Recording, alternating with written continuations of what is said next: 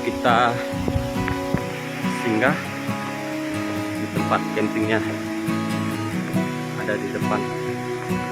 Kita habis jembatan langsung belok ke kanan tempat camping. Sekarang kita sudah nyampai tempat wisata Taman Nasional Bukit Baka Raya.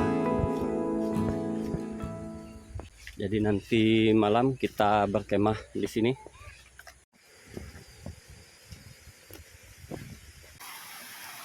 Ada ember atau apa di sana tuh, Pak?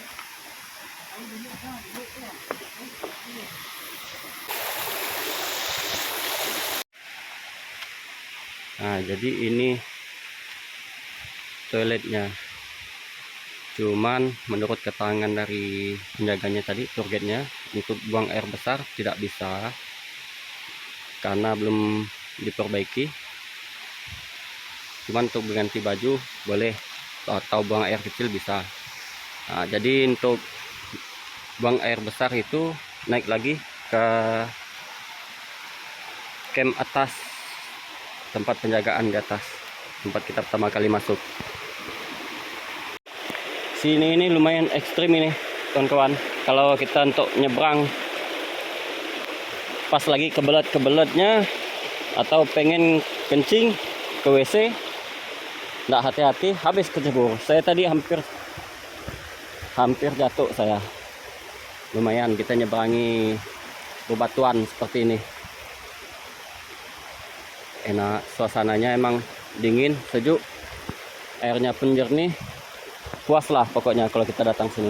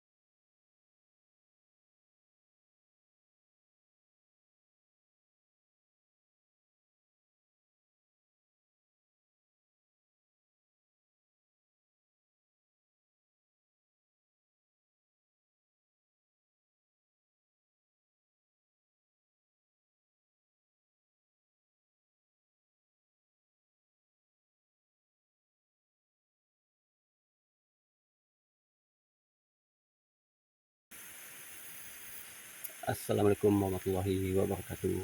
Kembali lagi bersama saya Ardi Camp.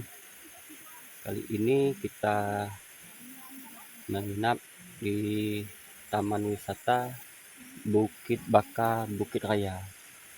Ini termasuk taman nasional. Taman nasional yang dikelola oleh masyarakat desa setempat untuk pemeliharaannya, untuk ya pengembangannya, menjaga alam-alamnya lah, biar selalu terjaga keasriannya.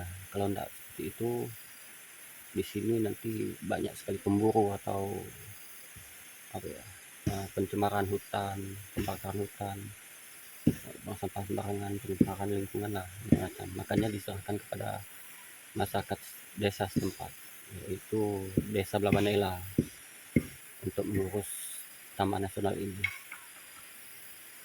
Jadi untuk datang ke taman nasional ini kita menempuh jarak sekitar 37 km, tapi jalannya jalan berbatu. Itu batunya besar-besar, jadi kita tidak bisa ngebut kalau menggunakan kendaraan darat, tidak bisa laju. Tadi itu saya cuman lajuannya 20 30 20 30 karena emang batunya itu besar untuk menuju ke sini gitu. Jadi emang tidak bisa cepat.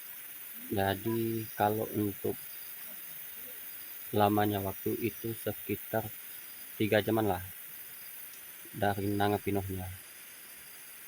Cuman kita udah datang ke sini ini,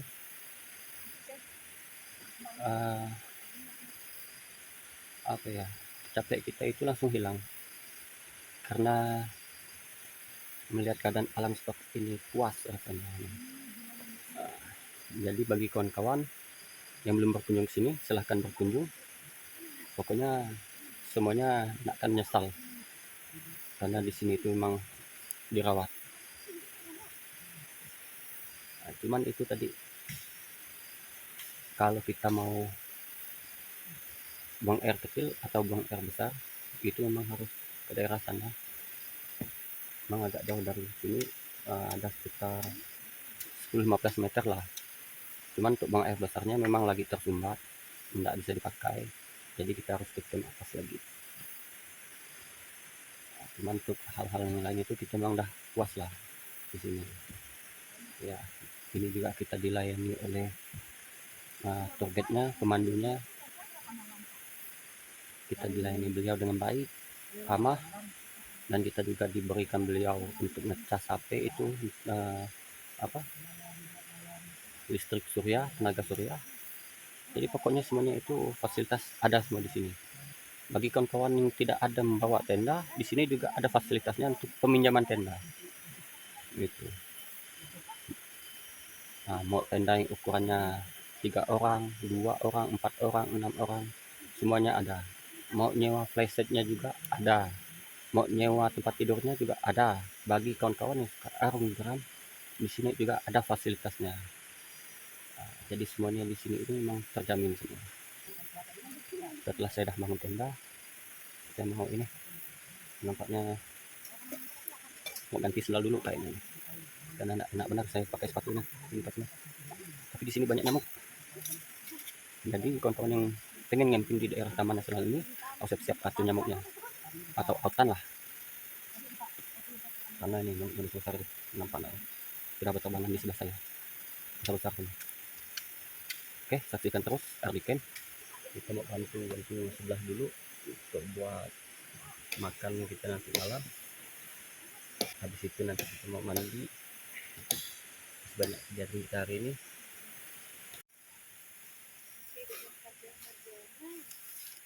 Puncak bukit itu ketinggian 1.600 sekian. Bukit Baka.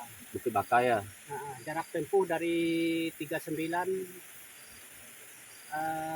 ke tempat pondok kami 11 kilo lebih. Dari pondok kami lagi 6 kilo 700 sekian. Lumayan. Ketinggian bukit itu 1.600 sekian. Selama kami berangkat PP 7 hari. Hari pindah sore kita mau mandi dulu, mandi ke sungai air batu.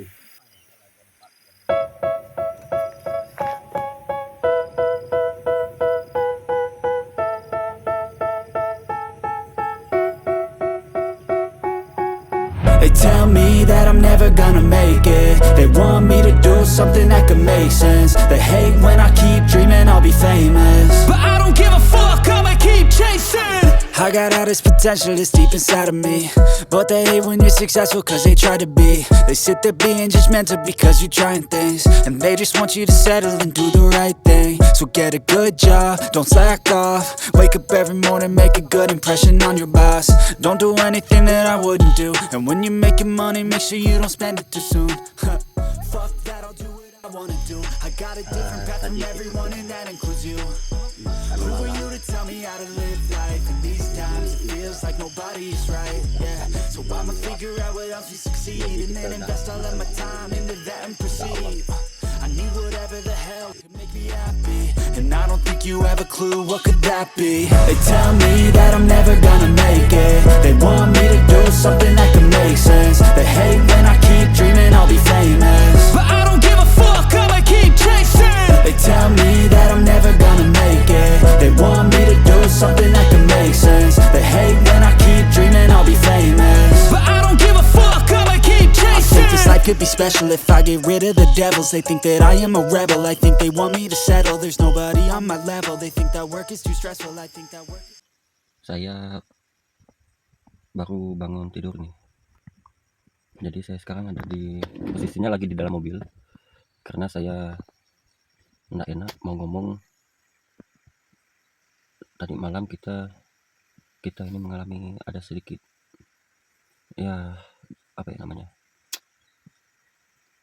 dibilang miskomunikasi, mungkin enggak juga, atau mungkin karena kurang pengalaman kita di luar. Sebenarnya malam tadi itu saya tuh pengennya tidur di tenda di base camp tempat menginap itu. Cuman karena ada kejadian, jadi ceritanya begini. Selesai kita makan malam pukul 6 malam itu, saya di sini kan bersama dengan para ibu-ibu. Habis itu ada bapak-bapak lah beberapa. Jadi selesai kami makan, itu ada 3 pemuda turun ke sungai. Katanya sih biasa mereka itu mencari ikan, menyelam. Cuman posisinya katanya ada seorang ibu, nggak bisa saya sebutkan nama. Beliau menegur mereka, bertanya seperti itu kan, mencari ikan ke Pak, gitu kan. Tapi tidak dijawab, tidak ada respon gitu. Sepertinya tidak ada welcome lah pada mereka ibu ini. Itu posisi ibu ini bertanya itu, ibu ini naik ke homestay di atas itu. Di situ kan ada penjaga. Jadi bertanya, nggak ada jawaban, kayaknya nggak welcome gitu kan. Habis itu datanglah mereka 4 orang ibu ini, beberapa ibu-ibu ke camp kita, kembali ke camp, lalu bercerita ke anaknya. Anaknya ini laki-laki. Jadi dia bercerita katanya ada 3 pemuda turun ke sungai, dan posisinya mereka tidak tahu apakah 3 pemuda itu pergi untuk mencari ikan, berburu ikan, atau mukat ikan. Biasanya sini itu kan kalau namanya berburu itu mereka nembak, nyelam itu. Apakah mereka itu nyelam atau mukat, kita pun tidak tahu. Jadi khawatirlah ibu-ibu ini kan. Jadi bicaralah ke anaknya yang bujang ini, gimana kalau kita tidur di homestay aja biar lebih aman, karena di situ kan ada penjaga yang pertama, yang keduanya pun pintunya bisa kita kunci, dan untuk keamanan lebih aman gitu kan. Pertama saya dengan anak si ibu ini bersikeras, karena posisi kita ini kan berada di kampung, dan biasa orang kampung pun biasanya emang benar cari ikan dengan cara menyelam gitu. Oke lah, maka ibu ini mungkin mengalah awalnya ya. Jadi setelah lama kami di situ, mungkin ada sekitar setengah jam sampai 1 jam kami di situ kan, lagi buat air, manaskan sayur biar bisa untuk makan kita pagi hari ini. Karena kita kan jadwalnya itu agak mulai padat sih pagi ini kan, mau jalan-jalan kemana gitu. Tapi karena khawatiran mereka itu, saya pun mulai ngecek gitu. Jalan saya ke belakang ke tempat jembatan gantung. Saya ini kan cek, saya senter ke hulu, tidak ada.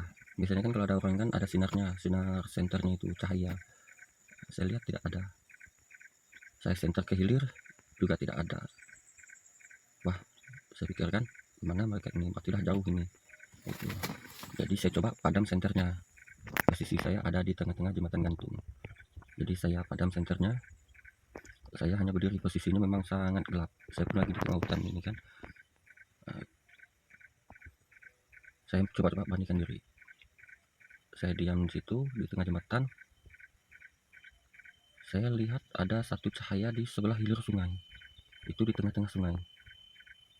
Wah, pikir saya, ini mungkin mereka yang berburu gini, yang dikatakan oleh ibu-ibu. Gitu. Jadi masih belum tergerak ini saya coba, karena posisinya kan katanya kalau enggak 2, 3 orang. Tapi saya lihat ini cuma satu cahaya. Saya coba masih diam dulu, mengamati dulu. Jadi berselang beberapa menit kemudian ada satu lagi cahaya kayak gitu. Ada satu lagi cahaya, posisinya ada di tengah sungai juga. Jadi membuat saya yakin berarti orang-orang ini berburu ikan, itu nyelam ikan. Mereka untuk makan, itu enggak untuk posisinya dijual, untuk dimakan. Jadi udahlah, kembalilah saya ke camp tadi itu, tenda dimana tempat saya pengen nginapnya. Setelah itu berselang setengah jam, 1 jam lagi, mereka sudah posisinya ada di sungai bersebelahan dengan camp kita, itu sebelah dengan camp kita.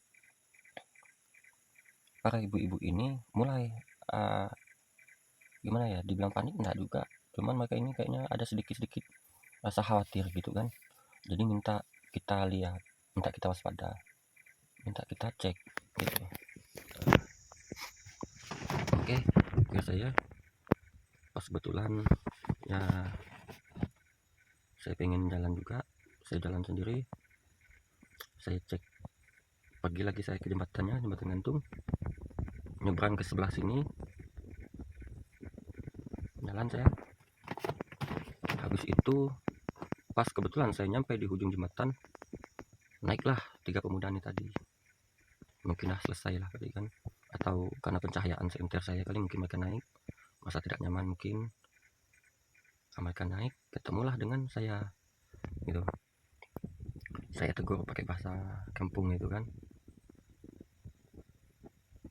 udah boleh, kata saya. Bonsi, jawab mereka kan, nyamuk udah deras. Saya lihat celana basah, celana mereka nih basah sampai sepinggang. Habis itu senternya warna putih semua. Kalau tidak salah saya itu ada satu senter, itu bukan senter untuk menyelam, ada senter gagang yang kita pegang begini, senter gagang yang panjangnya cuma segini itu, senter kecil. Jadi saya senter bawaan mereka, saya senter di situ. Masing-masing mereka ini membawa pisau. Kalau bahasa dulunya itu pisau, kalau bahasa kita itu hilir itu bawa parang, bawa senjata tajam. Jadi 1 orang dipegang di depan, 1 orang itu senjata tajamnya masukkan dalam karung, dipegang juga atasnya itu, posisinya pun karungnya kosong, tidak ada pukat, tidak ada jala. Habis itu yang di belakang itu senjata tajamnya itu ada di pinggang dalam sarung. Saya pun dah mulai curiga nih, gitu, dah mulai curiga, gimana ini, was-was lah gitu, bukan gak dibilang curiga sih, was-was. Kalau mereka itu berburu, pasti ada senjata untuk menyelam, dan posisinya pun mereka ada bawa senter yang di kepala itu, yang pencahayaannya warna kuning, dia terang gitu. Biasanya kalau orang nyelam tuh kayak gitu, tapi ini nggak ada sama sekali. Saya lihat orang pertama, orang kedua, orang ketiga nggak ada. Jadi 3 pemuda itu tidak ada yang membawa senter untuk menyelam dan alat untuk menembak ikan yang biasanya itu dirakit sendiri, pembuatannya sendiri. Karena setiap daerah itu kan alatnya itu berbeda, macam-macam untuk berburu ikan itu di sungai. Jadi saya kembali ke camp, ke tenda. Saya omongkan dulu ke anak ibu ini, si bujang ini. Saya bilang gitu kan, saya tadi ketemu dengan mereka yang dikatakan turun ke bawah sini tadi, posisinya ada 3 orang, dan posisi 3-tiganya itu tidak ada bawa alat untuk mencari ikan. Apakah dia alat untuk menembak ikan, menyerpang ikan, pukat, jala, tidak ada sama sekali, tidak ada sama sekali. Jadi dia nanya dengan saya, jadi gimana lah kita ini bang? Kalau menurut saya lihat mati ini udah lain cerita, saya bilang kan. Karena posisi kita ini banyak bawa ibu-ibu yang cewek-cewek, kita juga khawatir, saya bilang. Kalau untuk saya pribadi mungkin 1-2 orang masih, saya bilang kan, kalau ada apa-apa mungkin masih bisa saya hadapi. Tapi kalau udah 3 orang, saya bilang kan, saya angkat tangan. Saya bilang bagus kita ambil jalan tengah, ibu-ibu pun khawatir, lebih baik kita balik ke homestay aja lah, saya bilang. Habis itu datang nih, setelah saya cerita dengan anak laki-laki ibu ini, si bujang ini kan, datanglah 2 ibu menghampiri saya. Dia pengen tahu itu hasilnya tadi apa, kan. Ceritalah saya seperti tadi. Ada 3 pemuda keluar dari air tapi tidak membawa alat untuk berburu atau mencari ikan. Gitu. Jadi dia nanya lagi, jadi gimana ini bang? Nah, salah satu ibu nih kan, apakah kita bersikukuh nginap di tenda atau kita balik ke atas? Jadi saya bilang, udah demi keamanan kita bersama, takutnya nanti kita tidur pun tidak nyenyak, kita KO semua badan, besok capean, karena kita posisinya pun udah jauh, kita pengen santai-santai, tiba-tiba besok paginya kita banyak yang fit badan kan, karena was-was tadi tidak bisa tidur. Lebih baik karena ada homestay, kita tidur di homestay aja. Saya bilang kan, apakah kami ibu-ibu aja atau semua? Saya bilang semua, demi keamanan. Saya bilang, oh iyalah itu kan, karena posisinya mungkin ya karena saya laki-laki satu-satunya ada di situ yang agak dituakan, jadi mereka pun ngikut. Berkemaslah kami ini, kemas tek. Selesai berkemas semua barang-barang yang penting itu kita angkut lagi ke atas, balik arah, putar kita ke homestay. Nah, setelah kita di homestay ini ketemu 2 penjaganya. Nah, mereka tertawa, itu tertawa 2 penjaganya ini. Itu biasanya mereka mencari ikan, Pak, Bu, katanya kan. Tapi Pak, saya bilang, maaf Om, walaupun saya orang hilir, saya bilang kan, sedikit banyak saya pernah namanya itu berburu ikan. Itu waktu saya pertama tugas dulu, saya bilang kan, saya pernah berburu ikan. Sebelum saya ini apa, bekerja juga, saya bilang, saya hidup di sungai, jadi saya tahu namanya mukat dengan jala. Nah, setipis-tipisnya pukat, walaupun jaraknya 2 meter, saya bilang kan, pasti ada. Kalau dia masuk ke dalam karung, berarti karung itu agak ngembung. Ngembung bahasa ilir kita ini ada ngembang. Gitu. Ini tidak ada sama sekali, Pak. Kalau dia nembak, dia tidak ada senjata yang dibawa untuk nembak ikan, untuk nyelam tadi itu. Senternya pun mereka senter putih semua, tidak ada senter kuning. Kenapa? Posisinya kalau air seperti ini, dia pakai senter putih kan tidak akan nampak. Apalagi posisi malam, pencahayaan itu kan dipantul. Kalau dia pakai warna kuning, itu kan timbul. Bukan timbul sih, apanya? Tembus, maaf. Nah, jadi cahaya itu tembus pandang, langsung dia tembus airnya itu. Enak namanya untuk berburu itu, enak pencahayaan warna kuning. Seperti punya saya itu kan, saya karena pengen coba-coba dulu mau nyelam juga, jadi saya beli 1 senter untuk nyelam. Nah, jadi setelah bercerita-cerita itu, bapaknya masih tidak percaya. Di sini aman Pak, beliau ngomong ke saya itu kan, ini aman Pak. Tidak apa-apa lah Pak, biar ibu-ibu pun masa tenang, aman. Lebih baik mereka tidur di kamar aja. Biar mereka semua tidur di kamar. Udah nanti saya bolak-balik ngecek tenda kesini, tenda kesini, enggak apa-apa, enggak masalah. Itu kan. Aduh, capek kalau saya pegang terus nih.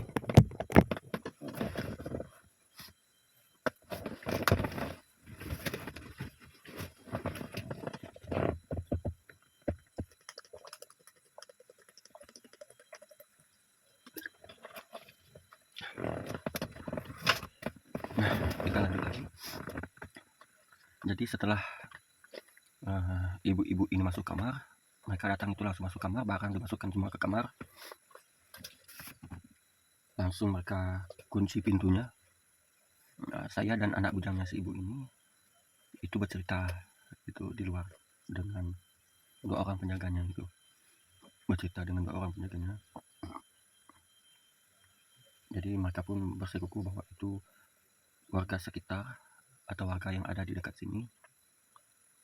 Mereka itu biasanya cari ikan hanya untuk lauk, untuk makan, biasanya untuk makan malam atau makan pagi lah. Jadi saya pun masih penasaran, gitu kan. Saya pun setengah percaya, setengah tidak. Cuma saya masih penasaran. Mereka hanya bawa parang, 3 orang bawa parang. Tidak ada serpang, tidak ada. Alat tembaknya pun berburu itu tidak ada. pukat tidak ada, jala pun tidak ada. Jadi untuk cari ikan tuh sama sekali tidak ada, pancing apa segala pun tidak ada. Tapi yang saya aneh itu di badannya, kenapa basah itu? Apakah mereka najor di hilirnya itu kan? Kita pun tidak tahu. Gitu. Nah, jadi sekitar jam setengah 11, jam 10 malam itu kami bertiga, saya dan bujang itu kan dengan seorang penjaganya ngecek ke tenda kami. Dari homestay berjalan lah kami, tek ketemu ke tenda ini. Santai dulu, kita nyalakan api. Habis itu kita berbincang-bincang, kalau bahasa kampung ini ngampur-ngampur dulu. Setelah itu kita senter sekitar itu kan sekelilingnya. Setelah itu sekitar pukul 12 lewat, berarti kita kan udah jam sekitar 2 jam atau 1 jam setengah lah paling nggak, kita udah ada di situ. Kita udah merasa aman itu kan, rombongan kita sudah aman. Beliau pun izin pulang. Pak, saya mau istirahat dulu, saya naik ke homestay katanya, mau istirahat dulu. Oh iya Pak, saya mungkin tak lama nyusul, saya bilang. Paling saya mau ngecek sebentar dulu, mau keliling sebentar. Oh ya, beliau naik. Setelah beliau naik ini pun sambil ngecek ini sambil jalan pulang. Jadi nggak tahu saya belum bicara dengan beliau nih.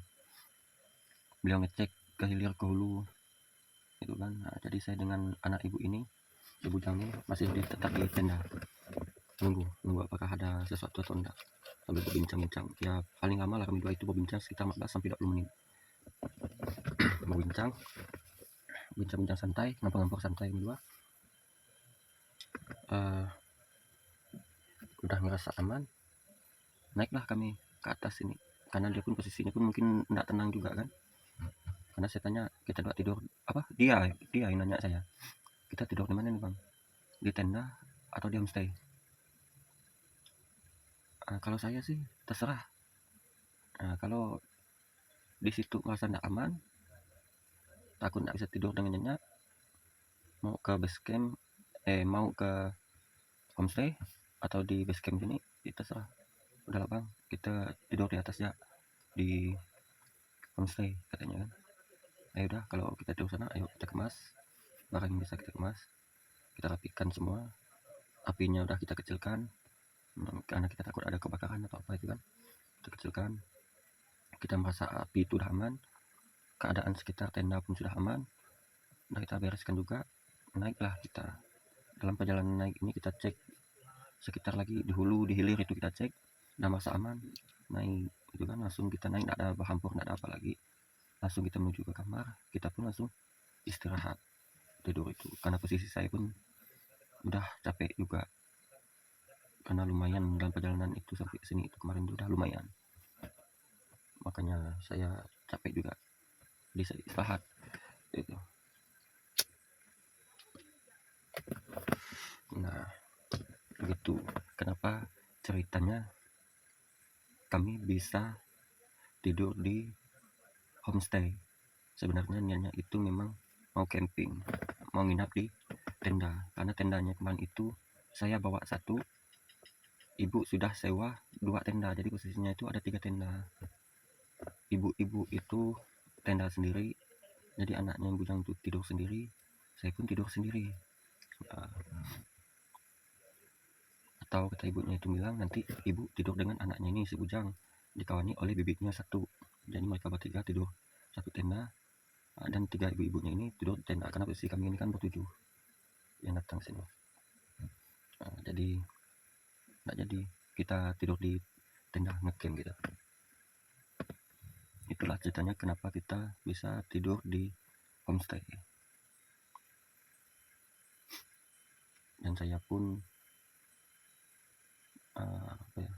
tadi malam memang dah tidak ada pikiran untuk saya lagi untuk ambil gambar lagi, itu dah tidak ada lagi.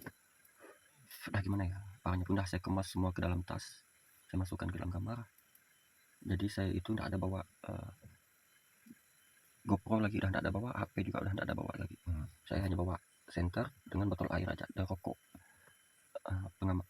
Kawan stay kita nih sama rokok. Udah itu aja. Jadi tidak ada istilahnya apa semalam tadi itu pikiran untuk ngambil gambar itu tidak ada. Itu dia.